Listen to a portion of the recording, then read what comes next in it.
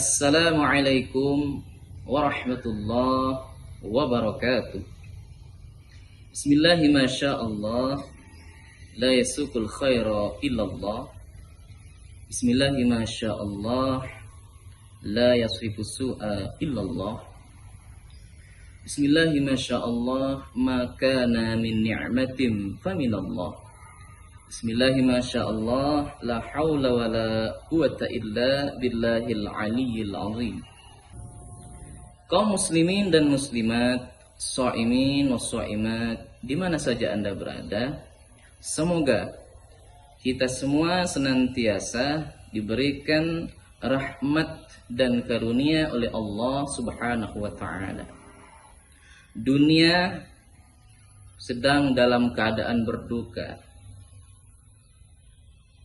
Serangan virus corona atau COVID-19 telah menghancurkan seluruh bangunan sosial, politik, dan ekonomi hampir di semua negara. Kita semua disergapi oleh rasa takut, dihantui oleh kematian, dihinggapi oleh rasa was-was serta ketidakpastian masa depan.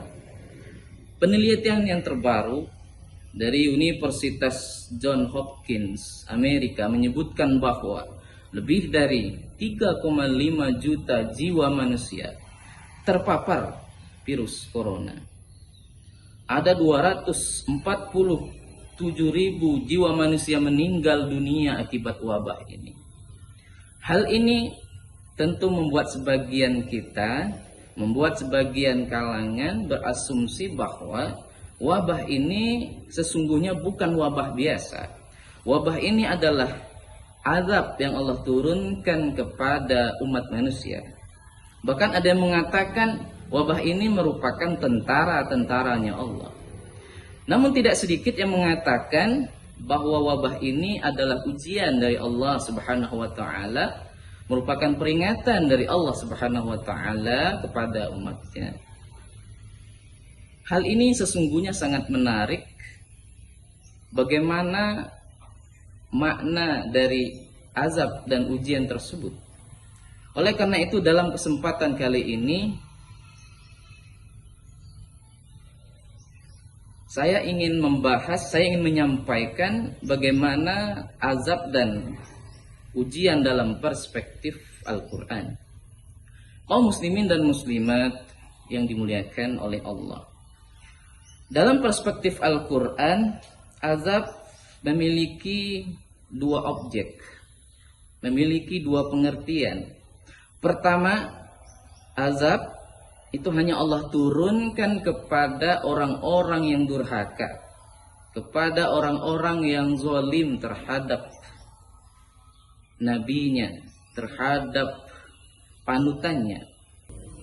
Sesungguhnya suatu negeri, suatu daerah tidak akan dijatuhkan oleh Allah suatu azab selama di sana bumi sholawat masih dikumandangkan, taula dan nabi masih dibumikan, azan masih dikumandangkan. Sebagaimana firman Allah Subhanahu wa taala di dalam dua surah, yaitu surah Al-Anfal ayat 33 dan surah An-Nisa ayat 147 yang berbunyi, Bismillahirrahmanirrahim. Wa ma kana Allahu liyu'adzibahum wa anta fihim. Wa ma kana Allahu mu'adzibahum wa hum yastaghfirun. Dan sekali-kali tidaklah Allah mengazab mereka sementara kamu masih di antara mereka. Dan tidaklah Allah mengazab mereka sementara mereka dalam keadaan memohon ampun kepada Allah. Wa ma yaf'alullahu bi'adzabikum in syakartum wa amantum. Mengapa Allah mengazab kalian jika kalian masih bersyukur, jika kalian masih beriman? Wa kana Allahu syakiran alima. Dan Allah adalah zat yang mensyukuri lagi maha mengetahui. Kaum muslimin muslimat yang dimuliakan oleh Allah. Azab dalam perspektif Al-Quran yang kedua, yakni hanya diturunkan kepada umat-umat yang telah terdahulu, kepada umat-umat yang telah zalim kepada nabinya. Ada banyak ayat sesungguhnya yang menjelaskan kepada kita bahwa ketika Allah menurunkan azabnya kepada umat-umat terdahulu, maka terlebih dahulu Allah menyelamatkan orang-orang yang soleh, menyelamatkan orang-orang yang taat agar selamat dari siksanya. Sebagaimana firman Allah Subhanahu wa taala di dalam beberapa ayat berikut ini. Bismillahirrahmanirrahim. Wasna'il fulka bi'ayunina wa wahyina wa la tukhatibni fil ladzina zalamu innahum mughraqun. Falamma jaa amruna ja'alna 'aliyaha safilaha wa amtarna 'alaiha hijaratan min sijilin mandud musawwamatan 'inda rabbik wa ma hiya minadh dhalimin biba'id. Fantaqamna minhum wa araqnahum fil yammi bi'annahum kadzabu biayatina wa kanu 'anha ghafilin. Qalu bala walakin haqqat kalimatul 'adzab 'alal kafirin. Kaum muslimin muslimat yang dimuliakan oleh Allah. Ayat yang pertama tadi menjelaskan kepada kita ketika Allah menurunkan azabnya kepada umatnya Nabi Nuh alaihissalam. Kita telah mengetahui bahwasanya umat Nabi Nuh diazab oleh Allah berupa banjir yang sangat besar, banjir yang menenggelamkan gunung, banjir yang menenggelamkan bumi. Sehingga sebelum azab itu datang, Allah terlebih dahulu memberitahukan kepada umatnya Nabi Nuh, kepada umatnya Nabi Nuh yang taat, kepada keluarganya Nabi Nuh yang taat, yang beriman, agar selamat dari siksanya. Ayat yang kedua menjelaskan kepada kita terkait azab yang Allah turunkan kepada Nabi Lut alaihissalam, kepada umatnya Nabi Lut alaihissalam. Umatnya Nabi Lut Allah siksa, Allah azab dengan dibalikkannya negeri mereka, di mana Allah hujani mereka dengan batu yang sangat panas, yang terbuat dari tanah yang sangat panas, yang muncul dari api neraka. Dan sebelumnya Allah terlebih dahulu memberitahukan kepada Nabi Lut untuk menyelamatkan, untuk menghindari diri dari azab ini, terutama kepada umatnya yang taat, kepada keluarganya, kecuali istrinya yang durhaka. Ayat yang ketiga menjelaskan kepada kita terkait azab yang Allah turunkan kepada umatnya Nabi Musa alaihissalam, yakni ditenggelamkannya Fir'aun. Kita tahu bahwa Fir'aun adalah orang yang sombong, orang yang mengaku dirinya sebagai Tuhan, sehingga Allah tenggelamkan ia ke dalam lautan. Kemudian ayat yang keempat menjelaskan terkait azab atau siksa nanti pada yaumil akhirah yang tertuju kepada orang-orang yang kafir, sesuai dengan ayat ini tadi, 'alal kafirin. Kaum muslimin muslimat yang dimuliakan oleh Allah. Profesor Dr. Quraish Shihab di dalam buku terbarunya yang berjudul Corona Ujian Tuhan menjelaskan, menerangkan tentang musibah bila mana ia menimpa tidak hanya kepada orang yang durhaka, juga menimpa kepada orang yang taat, maka disebut dengan ujian, disebut dengan fitnah, disebut dengan bala. Di dalam Al-Quran dua kalimat ini mempunyai arti ujian dan cobaan. Sebagaimana firman Allah di dalam Al-Quran, yakni surah Al-Anfal ayat 25. Bismillahirrahmanirrahim. Wattaqu fitnatan la tusibanna alladzina zalamu minhum khassah wa'lamu annallaha syadidul iqab.